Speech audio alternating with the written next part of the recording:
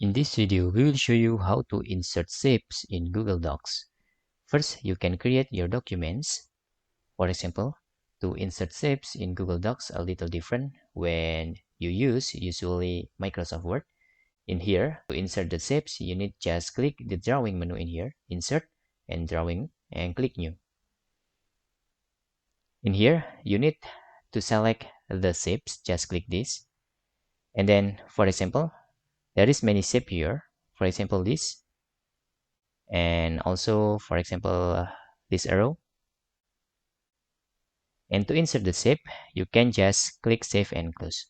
But you need to clear what the color you want. For example, in here, just do something look like this.